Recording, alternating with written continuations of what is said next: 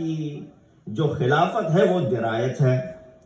میں فرق بیان کر دوں, روایت کیا ہے اور درایت کیا ہے.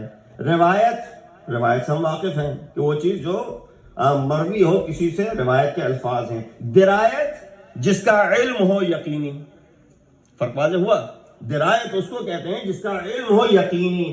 کہا وہ جو آپ نے پڑھی وہ روایت ہے, اور خلافت اول وہ درایت ہے, اس کا ہمیں علم یقینی ہے. اور کوئی عاقل شخص روایت کو درایت کے اوپر نہیں لے سکتا. ساتھ رہیے گا میرے, کہ کوئی شخص روایت کو درایت پہ نہیں لے سکتا, کیونکہ ایک محض روایت ہے, دوسرا وہ عمل ہے جس کا یقین ہے کہ جو ہو چکا ہے. پہلے خلیفہ کی خلافت موجود ہے تو اس کے بارے میں کسی کو شک نہیں ہے, تو ہم کیسے روایت کو درایت پہ لے سکتے ہیں. کہا ٹھیک ہے. شیخ مفید نے کہا ہم نے آپ کی بات کو مانا, لیکن یہاں پہ رکیے, دوسرا سوال ہے. اور وہ سوال یہ ہے, کیا علی کے لیے رسول نے یہ نہیں کہا کہ حرب کا حربی و سلم کا سلمی. اے علی, جو آپ سے جنگ کرے اس نے مجھ سے جنگ کی, جس نے آپ کے ساتھ سلامتی سے پیش آیا اس نے میرے ساتھ وہی عمل کیا. کہاں یہ بھی موجود ہے. حرب رسول, حرب علی حرب رسول ہوئی, اور سلم علی سلم رسول ہوئی. کہا یہ بات بھی بالکل واضح ہے. کہا اب آپ خود مجھے بتائیے کہ جو لوگ جنگ جمل میں علی کے ساتھ جنگ کرنے آئے تھے, کیا اس زمرے میں انہوں نے رسول سے جنگ نہیں کی؟ کہا ہاں بے شک جنگ کی. تو کیا آپ ان کو مسلمان کہیں گے یا کافر کہیں گے؟ کیونکہ ہر شخص جانتا ہے کہ جو علی جو رسول سے جنگ کرے وہ بے شک کافر ہے. تو علی نے تو پہلے ہی بتا دیا ہے. کہا لیکن انہوں نے بعد میں توبہ کر لی تھی. فوراً شیخ مفید نے روکا, کہا وہ جو توبہ کی تھی وہ روایت ہے, جو جنگ جمل ہوئی تھی وہ درایت ہے. ابھی آپ نے کہا تھا روایت کوئی عاقل شخص درایت پہ نہیں لے سکتا, تو یہاں پہ آپ نے اپنا فلسفہ کیوں بدل دیا؟ سمجھ لیجیے محمد.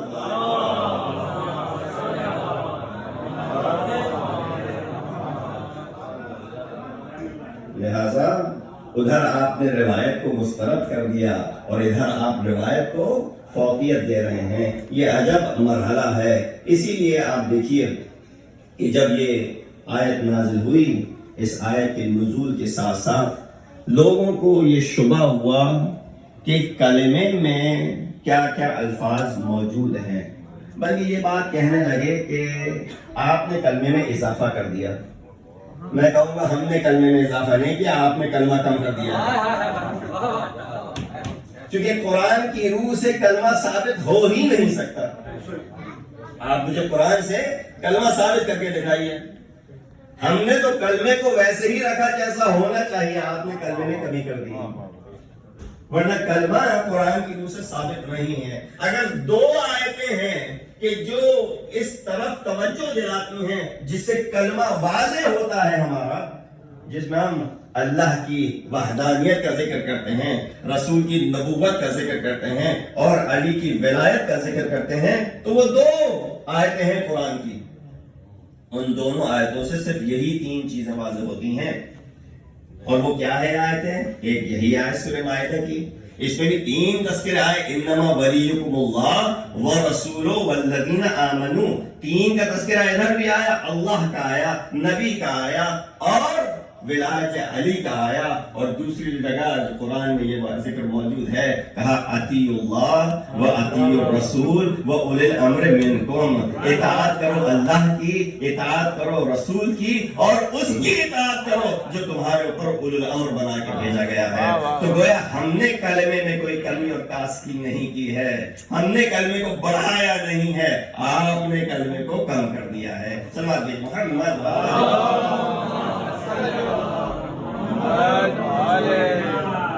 یہ تو وہ فعل تھا کہ جو رسول پہلے ہی بیان کر چکے تھے. ایک بات میں نے کسی جگہ شاید مجلس میں پڑھی تھی کہ سورہ والقلم میں جب تذکرہ آیا والقلم وما یسطرون ما انت بنعمت ربک بمجنون, کہ قلم اور جنون کا کیا تعلق ہے. قرآن کی آیات اس کے اندر ایک سیکوینس موجود ہے, یہ قلم کا جنون سے کیا تعلق ہے. تو یہ آیت ہے بھی وہ کہ جو مکے کی زندگی میں نازل ہوئی ہے، ایسا نہیں کہ یہ مدنی زندگی کی آیت ہو.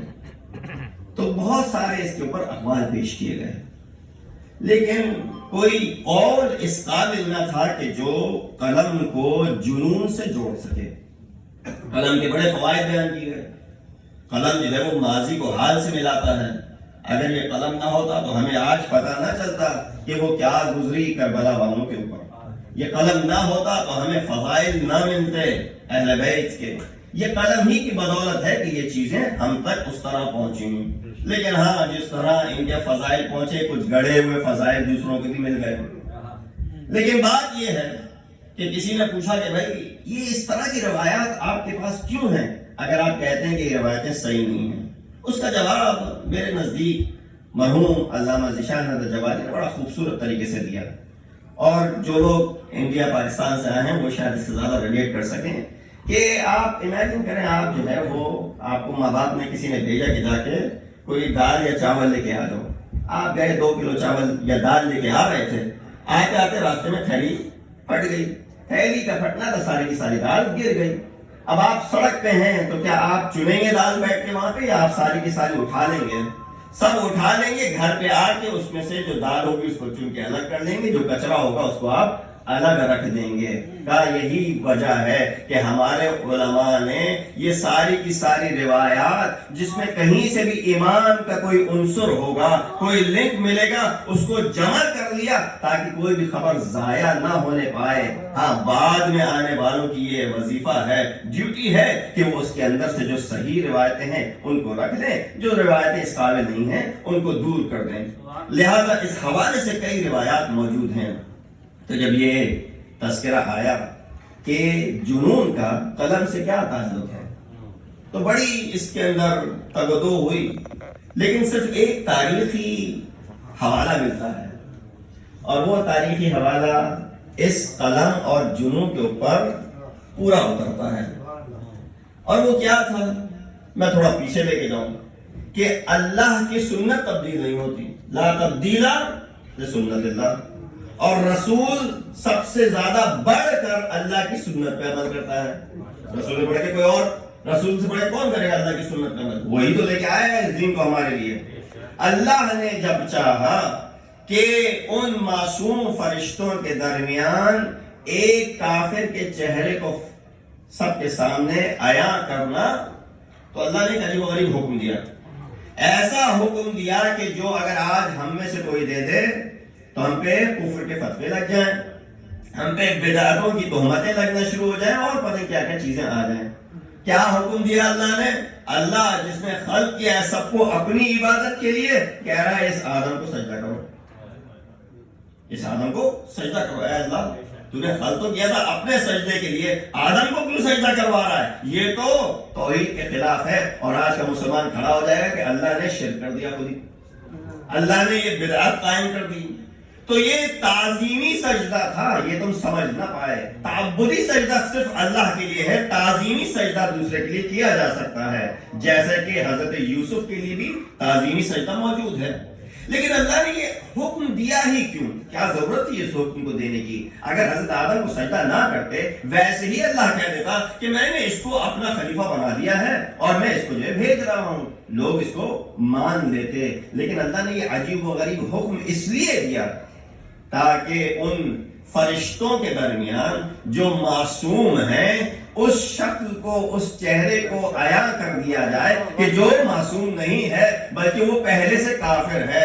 لہذا سب نے جیسے ہی آیت آئی کہ میں نے جو ہے وہ حضرت آدم کے اس پتلے کو بنا دیا ہے، فَقَوْا لَهُ سَاجِدِينَ، سب کے سب سجدے میں گر گئے، الا ابلیس ابا واستکبر وکان من الکافرین. توجہ کیجیے گا، 3 صفات بیان کی. کہا ابا، اس نے انکار کیا، واستکبر، تکبر سے کام لیا، وکان من الکافرین، وہ تو پہلے سے ہی کافرین میں سے تھا، تمہارے درمیان عبادت کر رہا تھا، تم نہ سمجھے کہ وہ کافر ہے.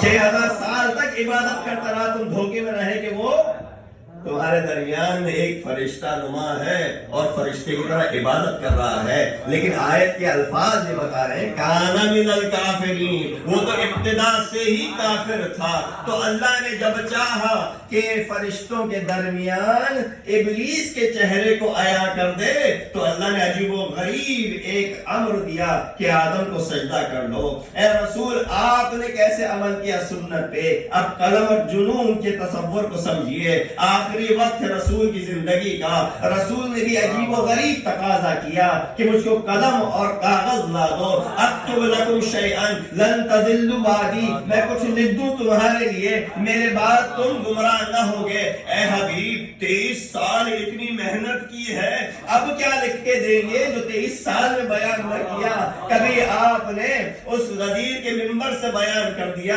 شب ہجرت بیان کر دیا، تبوک پہ جاتے وقت بیان کر دیا، ہر جگہ اس امر کو بیان کر چکے ہیں۔ اب کیا ضرورت ہے ان آخری لمحات میں کچھ لکھنے کی؟ اور اگر لکھ بھی دیتے تو کیا کچھ لکھ سکتے تھے؟ کچھ ہی لمحے تھے رسول کے بعد۔ رسول نے ایک عجیب و غریب تقاضا اس لیے کیا تاکہ اسی سنت اللہ پہ عمل کیا جا سکے۔ اللہ نے چاہا تھا معصوم فرشتوں میں ایک کافر کو عیاں کر دے، رسول نے بھی چاہا ان اصحاب کے درمیان اس کافر کو عیاں کر دیا۔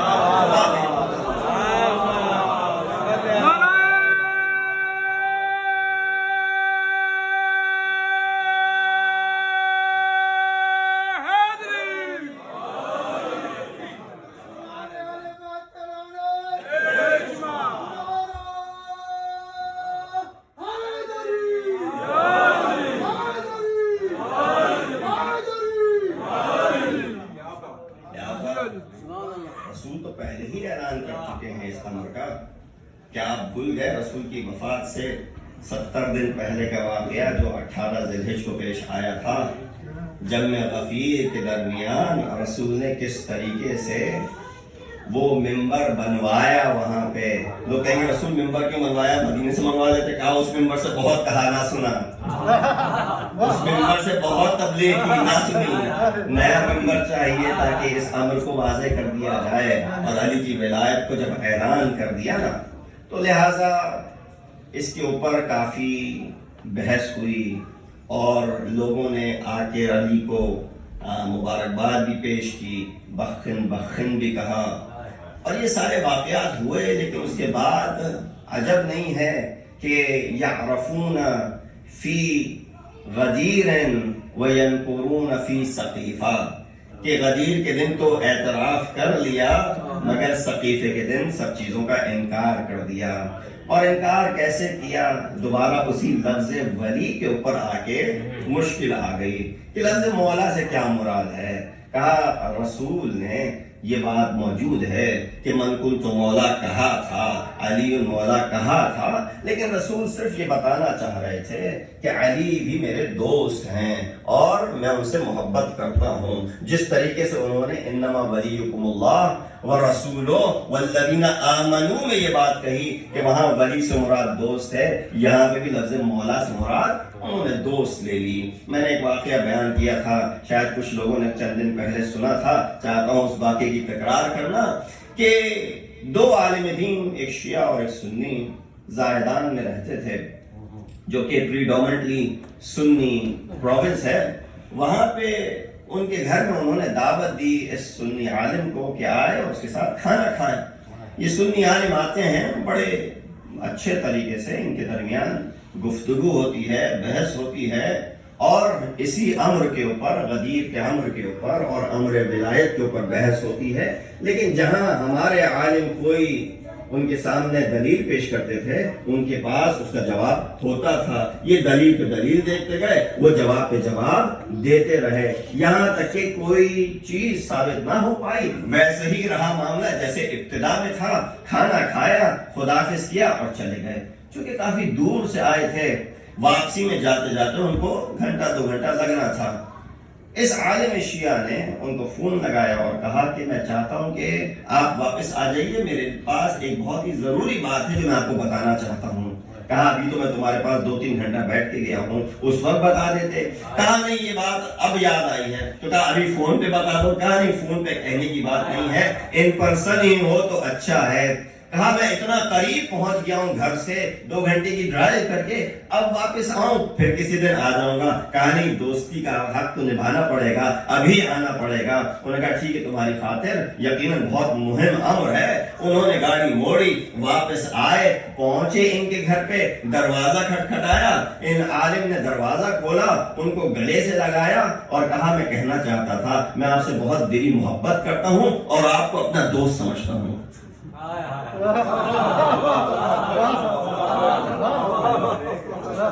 میں دلی محبت کرتا ہوں اور آپ کو اپنا دوست سمجھتا ہوں۔ انہوں نے کہا غصے کے عالم میں، یہ بات تو فون پہ بتا سکتے تھے، اور بتانے کے لیے کیا بات تھی؟ سارا جہاں جانتا ہے تمہاری اور میری دوستی کی مثالیں دیتا ہے۔ ہاں، وہ کہ ہم دونوں الگ الگ مذہب سے تعلق رکھتے ہیں، لیکن دوستی ہے اپنی آپس میں اور محبت بھی ہے آپس میں، یہ بھی کوئی بتانے والی بات تھی؟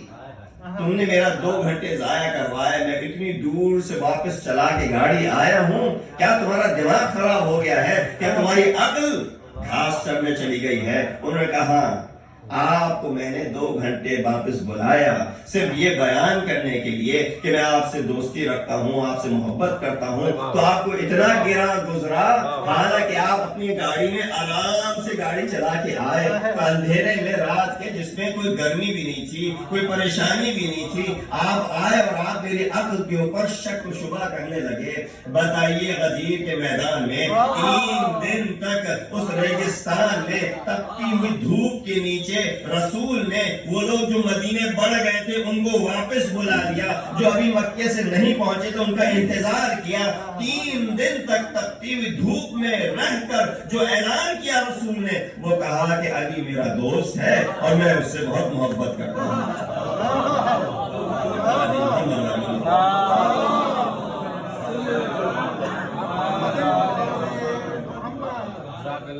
ساری دلیلیں ایک جگہ، یہ دھیان رکھنی چاہیے۔ مان گیا کہ یقیناً رسول نے کوئی اور امر کے لیے بلایا ہوگا، اور وہ امر تھا ولایت علی ابن ابی طالب۔ سبحان اللہ۔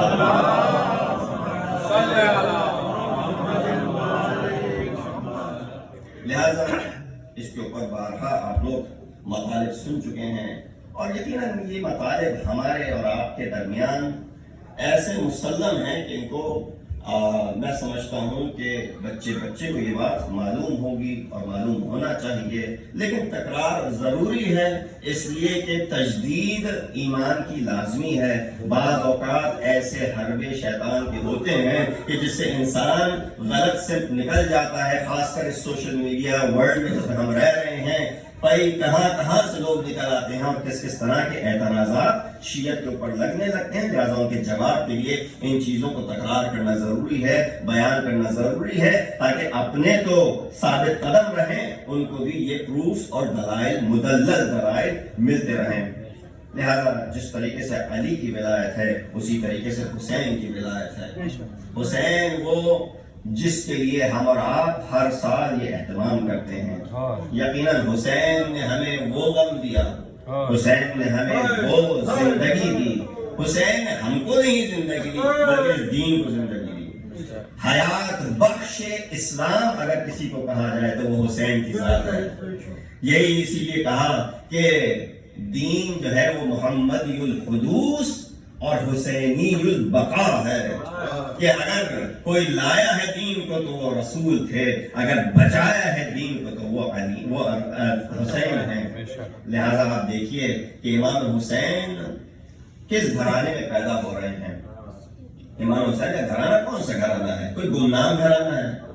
ایسا گھرانہ ہے کہ جہاں پہ کوئی کسی کو نہیں جانتا؟ کیوں بار بار حسین کو یہ بات بیان کرنا پڑی، انا ابن فاطمہ بنت رسول اللہ؟ حسین نے بار بار یہ بات بیان کی ہے۔ کیا حسین کسی گمنام گھرانے سے ہیں؟ اس سے پہلے کہ میں آپ کو مصائب کی طرف لے جاؤں، آپ انشاءاللہ گریہ کریں گے، اس بات کو بس سمجھانا ہے۔ حسین ایک جانے پہچانے گھر سے تعلق رکھتے ہیں، مثال دے کے آگے بڑھوں کہ اگر کسی گمنام گھر کا بچہ کچھ حاصل کر لے، کچھ جماعتیں پاس ہو جائے، ڈگری لے لے، پی ایچ ڈی کر لے، تو اس کا نام مشہور ہو جاتا ہے۔ اگر کسی غریب گھرانے کا بچہ 5 یا 10 ڈالر اگر دے دے چیریٹی میں تو بڑی واہ واہ ہوتی ہے، لیکن اگر کسی امیر گھرانے کا بچہ 5,000 بھی دے دے تو کہتے ہیں کتنا کنجوس ہے۔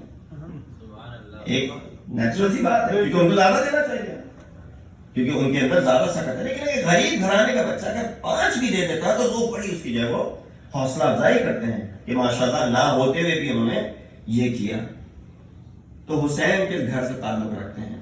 یا اگر کسی گھر میں پہلے سے 2-4 پی ایچ ڈی موجود ہیں، بھائی بھی پی ایچ ڈی ہے، باپ بھی پی ایچ ڈی ہے، تو اب اس بچے کے لیے بڑا مشکل ہوگا اس مقام تک پہنچنا کہ یہ پی ایچ ڈی کو بھی ٹاپ کر لے۔ یا مثلا کوئی کسی بڑے عالم کے گھر میں پیدا ہو گیا تو اس عالم سے اوپر جانے کے لیے اس کو بہت تگدو کرنی پڑے گی، لیکن اگر ایسے گھرانے میں پیدا ہو کہ جہاں پہ کوئی علماء نہیں تھے تو آسانی سے اپنا نام بنا سکتا ہے۔ لہٰذا یہ ایک امر فطری ہے کہ جہاں پہلے سے شخصیتیں موجود ہوں وہاں اپنا نام بنانے کے لیے بہت تگدو کرنی پڑتی ہے۔ اگر شخصیتیں نہ ہوں تو آسانی سے نام کمایا جا سکتا ہے، نام بنایا جا سکتا ہے۔ اب آئیے حسین کس گھرانے میں پیدا ہو رہے ہیں؟ حسین ایسے گھرانے میں پیدا ہو رہے ہیں کہ جہاں پہ اگر نبوت کا چراغ ہے تو وہ اپنے بلند ترین منزل پہ ہے۔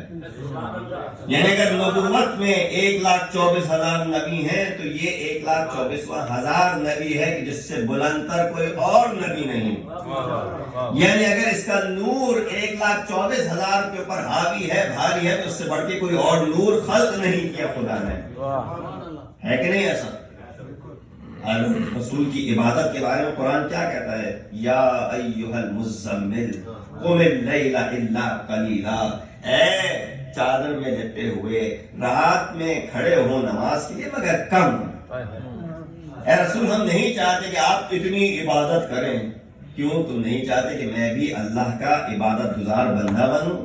اسی لیے تو فخر مولا علی بن ابی طالب نے بھی یہی الفاظ دوہرا کے لوگوں کو بیان کر دیا، کیا کفا بی عزن ان تکون لی ربن وکفا بی فخرا ان اکون لک عبدا۔ اے حبیب، اے اللہ، کیا کہا میری عزت کے لیے اتنا کافی ہے کہ تو میرا رب ہے، میرے فخر کے لیے کافی ہے کہ میں تیرا عبد ہوں۔ انت کما احب فاجعلنی کما تحب، میں جس طرح تو ہے میں اسے چاہتا ہوں، تو ویسا ہے مجھے بھی ویسا بنا دے کہ جیسا تو مجھے چاہتا ہے۔ یعنی کہ یہ الفاظ ہیں عبادت کے حوالے سے۔ تو رسول کی عبادت سے بڑھ کے کسی کی عبادت نہیں، اسی لیے قرآن کہہ رہا ہے کم عبادت کیجئے، کم عبادت کیجئے، پاؤں میں ورم پڑ جائیں گے۔ تو یعنی رسول کی عبادت بلند ترین عبادت ہو گئی۔ آئیے دوسرا چراغ اس گھر میں کہاں کون ہے جہاں حسین کی ولادت ہو رہی ہے؟ وہ چراغ ولایت ہے امیر المؤمنین کا۔ ان کی شجاعت کے پہلو کو دیکھ لیجئے، بقیہ پہلوؤں کو چھوڑ دیں، شجاعت علی کے سامنے کسی کی شجاعت آگے نہیں بڑھ سکتی۔ جب حسین ایسے گھرانے میں پیدا ہو رہے ہیں کہ جہاں شجاع ترین شخص موجود ہے تو حسین کو کچھ ایسا کرنا پڑے گا کہ علی کی شجاعت سے بھی بڑھ جائیں، رسول کی نبوت سے بھی بڑھ جائیں۔ حسین ایسے گھرانے میں پیدا ہو رہے ہیں جہاں حسن مجتبیٰ جیسا سخی موجود ہے۔ حسین کیا سخاوت کریں کہ ان کی سخاوت حسن مجتبیٰ سے بھی بلند ہو جائے۔ حسین کسی عام گھر میں پیدا نہیں ہوئے ہیں، نبوت کے گھرانے میں، ولایت کے گھرانے میں، سخاوت کے گھرانے میں، شجاعت کے گھرانے میں، اور ہر چیز اس گھر میں اپنے بلند ترین منزل پہ ہے۔ تو حسین کے لیے بڑا سخت مرحلہ، کیسے کوئی عمل انجام دیں کہ خود رسول یہ کہیں ان الحسین مصباح الہدی، کہ حسین ہی چراغ ہے ہدایت کا۔ یہ کہنا پڑ جائے حسین کی خاطر کہ کلنا سفینۃ النجات، ہم سب کے سب سفینۃ النجات ہیں مگر سفینۃ الحسین اسرا، لیکن حسین کا جو سفینہ ہے وہ سب سے تیز حرکت کرتا ہے۔ کلنا باب اللہ، ہم سب خدا کی طرف دروازہ ہیں، خدا تک پہنچانے کا وہ دروازہ ہے، لیکن باب الحسین اوسع، لیکن حسین کا دروازہ سب سے زیادہ وسیع ہے۔ کیا کرے حسین کہ ان تمام کے اوپر سبقت لے جائے. رسول کی آپ نے عبادت سنی، علی کی آپ نے شجاعت سنی، حسن کی آپ نے سخاوت سنی. آئیے ان تینوں چیزوں کو کربلا میں بدرجہ اتم دیکھیے. حسین نے وہ کام کر دکھایا کہ نبوت رسول اور عبادت رسول سے بھی اوپر گئے، ولایت اور شجاعت علی سے بھی اوپر گئے، اور سخاوت حسن سے بھی اوپر گئے. حسین نے کہاں عبادت کی؟ رسول کی عبادت تھی مسجد کے اندر، جہاں اصحاب کا مجمع تھا، کوئی خوف و خطر نہ تھا. رسول نے ایسے عبادت انجام دی، تب جا کے رسول کو وہ درجہ ملا.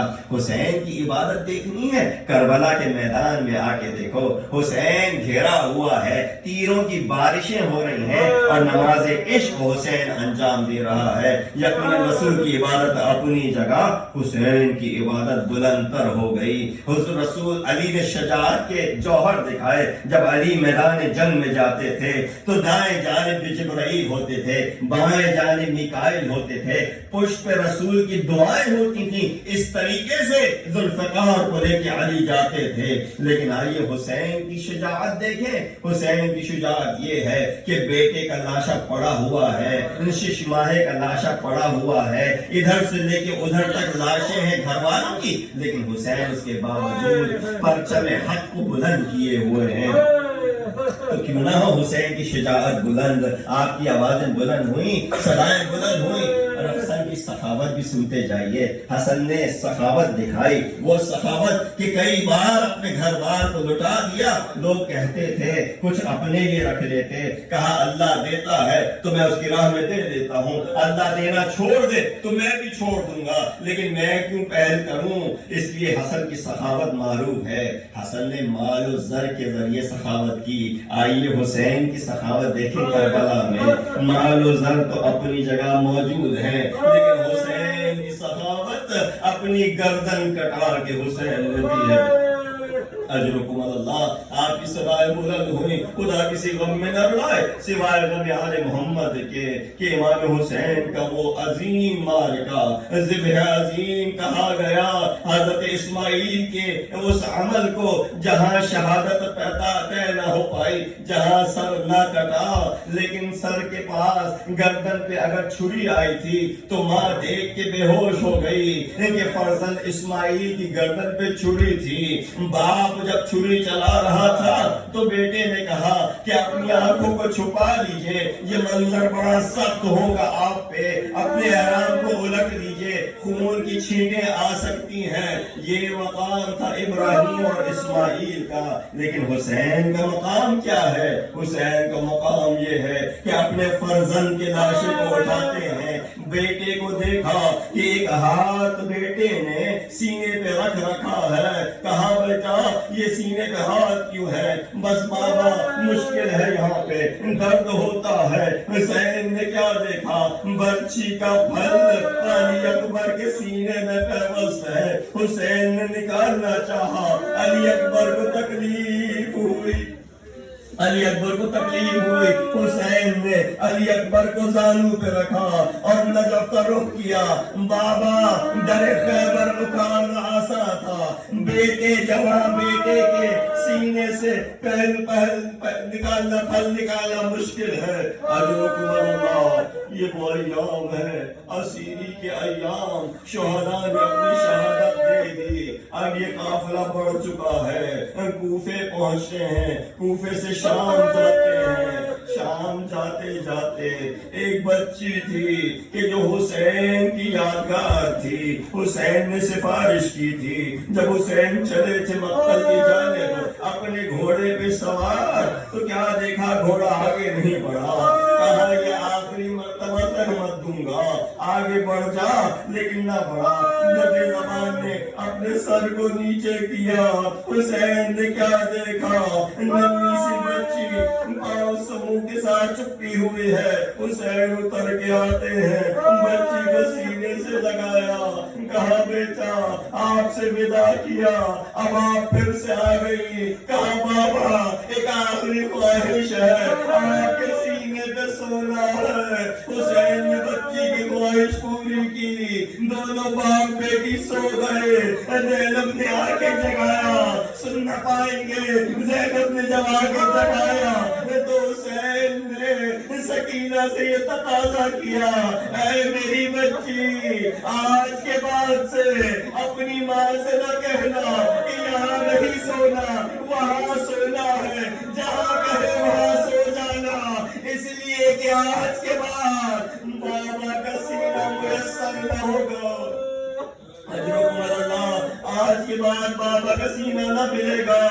बस वो वक्त आया, हुसैन ने कहा, अली असगर माँ के सीने पे सोता था, आज के बाद बाबा के सीने पे, और आज से आप माँ के सीने पे सोएंगी। बस सकीना पे वो मुश्किल आई, बाबा के सर को नेज़े पे बुलंद देखती तो गिरिया करती। अरे 4 साल की बच्ची अगर बाप को देख के गिरिया करे तो उसको दस्ते शफकत हाथ सर पे रखते हैं, उसको मोहब्बत से समझाते हैं, प्यार से पेश आते हैं। लेकिन हाय सकीना की किस्मत, जब भी बाप के लिए गिरिया किया, कहीं से ताज़िया ना पड़ा, कहीं से तमाचे पड़े। अजरुकुम अल्लाह, खुदा किसी गम में न रुलाए। अरे शाम पहुंच के मुसीबतें अपनी ओर पे है, इसीलिए सैयद शुहदा ने क्या कहा, अश्शाम अश्शाम अश्शाम। मैं कहूँगा मौला शाम में क्या गुजरा आप पे, इमाम कहे मैं कहाँ से शुरू करूँ। अरे सबसे पहले जो मुसीबत जिन्नाने शाम में आती है, उस नन्ही बच्ची का गिरिया करना। यजीद ने पूछा कौन गिरिया कुना है, कहा हुसैन की बेटी, कहा क्या चाहती है, कहा बाबा बाबा कहती है। हुसैन के सर को ले जाओ, सर को लाया गया, दश्त में रख के बच्ची समझी खाना है, कहा मुझे भूख नहीं है। जैसे ही रुमाल हटाया, बाप के सर को देखा, अपने सीने से लगाया, इतनी देर गिरिया किया, सब खवातीन गिरिया करने लगी। गिरिया इतना बुलंद हुआ